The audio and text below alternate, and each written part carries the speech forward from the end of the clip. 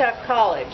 And this is one of my former students here that has been going out and working with the program, and her name is Jasprit. And so I've taught many classes of the students at Unitech College, and this is one of my students. She's going to help me demonstrate some of the exercises that you would be learning in our fall prevention programs, okay? So we're going to start with just, I'm going to ask her to do a little test that I usually do, and we'll do just a few parts of it so you can see how I test people.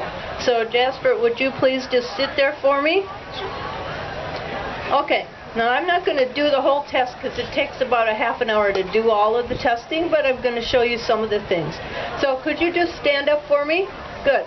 Now, she stands up very well and easily, but let's pretend that you have some kind of problem, like maybe you just had your hip replaced, okay? Your right hip. So now she's going to stand like she had her right hip replaced. Okay, so now she was standing much slower.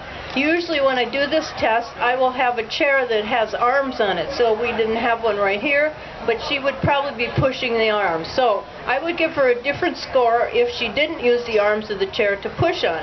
She didn't because she didn't have them, but usually if they have a hip replacement or a knee replacement or something, they will use the arms of the chair to be safe. Okay, now, can you we'll just do a real short version of this. Can you do this for me? Can you reach your arms out like this for me? As far as you can, both arms. Reach out, all the way out, and then bend your back a little bit. Can you go down and touch your toes? Alright, so she can go almost all the way down to touch her toes, but not all the way, so I wouldn't give her the highest score, okay? And that's probably because her hip still hurts from her hip surgery, right? Okay. Alright, now from there, I would say to her, could you please do this? Could you go this way like this, and this way like this? This is what I look for to see if they have back pain and how their range of motion is in the back. But also it's a good balance test because sometimes I have had people who begin to fall when they do that. So now, show me. So she has a good range of motion, right? She's very even on both sides. Okay, now we're going to get to a little bit harder things.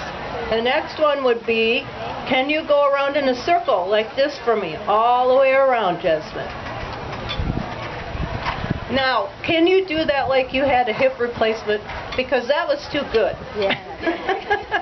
Do it like you would. Can you think how you might do it if you had your hip replaced? Let's say you just came home from your nursing home stay from the hip replacement.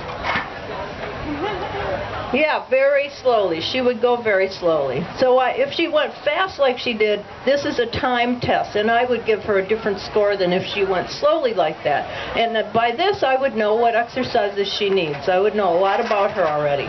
Okay, the next one would be a little bit harder, and I didn't bring my little box here, but we're going to pretend we have a little box like a step right here, and what I'm going to ask her to do is go close to the little box, and I bring this along with me when I do the test.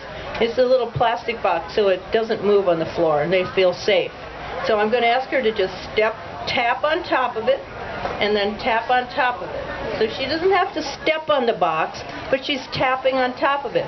What this shows me is that she can change her weight, shift her weight from side to side, okay?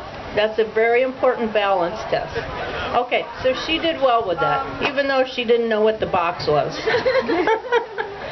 Okay, next one, this is a very good test. You can do it for yourself, okay? This is called a tandem step, all right? The hardest way to do it and the highest score is if you can do this. You put one foot in front of the other like that and hold it. And we're going to see if she can do that. Now remember, she'd have had a hip replacement, okay? So, you probably wouldn't be able to do that very long with a hip replacement. She would probably take a step and try to do this instead. This is what most people do. Most people that I test, well, the average age of the client down here, of the fall prevention person I'm working with, is 86. Oh. So, most people can't do this. That's like the sobriety test, right? Okay. So, and they all know that when I test it, okay? So, the sobriety test is not one that they're going to be good at. So what do? Instead of doing that, they'll be comfortable and they just take a step over here. If they can do that for 30 seconds, then they will get a fairly good score. It's 2 out of 4, okay? But that tells me a lot about what they need, because that means their balance is not great. If your balance is great, you can do this and hold it forever. So that's something you could do at home to try to figure out how your balance is. But if you want to do that at home, do it against a kitchen counter where you can hold on to something if you need to. Okay. Then the last test I would do on you, if you're going to come into our program, and you can do this at home too, but stand by your counter again. So now I'm going to have Jasmine stand on her right leg only for as long as she can. And remember, she had a hip operation, okay? This is a theoretical hip operation, okay? So she did it for about 3 seconds, and I would time that with my watch, okay? I didn't, but I pretty much know when the seconds go by and how fast they are. Okay, now do it on the other leg. That's about 5 seconds.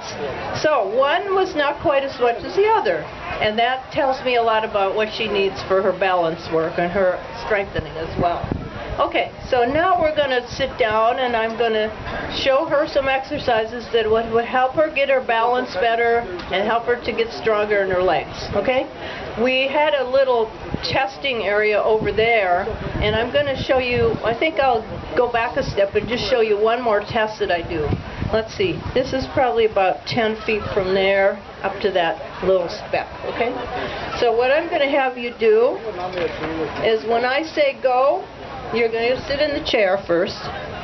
And this is a very simple test that Medicare uses a lot because it's very fast, and they don't want to pay the money to have you doing a lot of testing. So I'm going to use my little clock on my iPhone here, and I'm going to have her walk 10 feet, which is about 10 feet here, from this down to my papers there. This is called the timed up and go test. And this shows me a lot about you. We did some demonstrations of it over there for people as well today. But let's see what she gets. And now you're going to still pretend you had that hip operation, okay?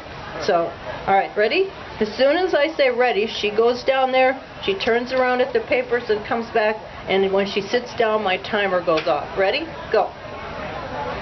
Now remember, she had a hip operation. She's very, very young for a hip operation. But I have had patients who've been her age that have had total hip operations. Okay, and go ahead and sit. Very good.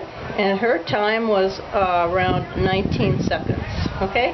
Now what that means, anything around between 10 and 20 is normal for that test. But she's on the very high side because she had that operation, okay? Now, let's say I came back to see you a month later and you've been doing the Life Elder Care program and you've done exercise once a week is what we do with the people. We help them once a week, and then we hope that they're going to do it at least 4 times a week on their own for 20 minutes at least. And if they do 20 minutes, they will get stronger. So let's say she was very good. She did all that. Now you're going to go do it again and wait till I get the clock, and now you're going to be a different, stronger person. Ready? Go.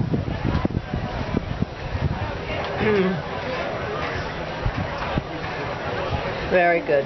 So now she got 9 seconds. So you see the difference? If you get your legs stronger, and we're going to show you what kind of exercises we use for that, but if you get your legs stronger, you walk faster. And I always tell the clients, this is not something you have to practice at home. You don't practice the walking, because I will go back and test them again.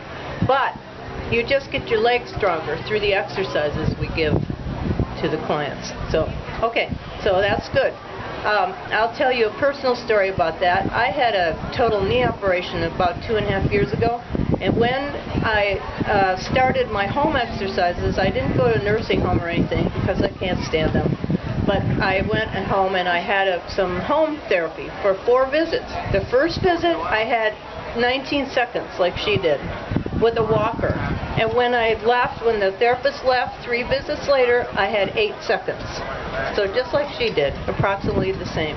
So that is a test that's used a lot for home health as well as our testing. Okay? All right, so now we're going to teach a few exercises. So now I'm in the home with Jasreet. Okay, Jasreet, hard name. Okay. Now, I'm at the home, and let's say she's very hard of hearing. So I could either take this microphone with me, which might be helpful, or I could sit very close to her like this. That's what I'm going to do, okay? And I will talk to her about what her problems are, if I were going, I would already know her because I've already done the intakes. But anyway, so we're going to do some exercise today, Jasreet, okay? So I want to teach you how to exercise, especially your legs, but I'm going to include a little bit of the upper body as well. So I want you to just put your right arm like this, really close to your body, and then we're going to go up and down nice and slowly like this. This is a bicep curl. And what do you use that for? What do you use that for in your life, that motion? Anybody think what you use it for? Lifting. Very important. Lifting? What else? Lifting what? Cup of coffee. Yeah, food. And if you can't keep your biceps strong, you're not going to be able to feed yourself. I've worked in a lot of nursing homes. I've seen people who can't feed themselves a lot, and I've seen people who could if they were taught the right exercises. Okay? And sometimes the families don't want to have them do it, they want to do it for them. So, okay, so now I want you to try it with this in your hand, and just, I will explain how to do it. So you'll just put it around your hand like that, and when we do the exercise,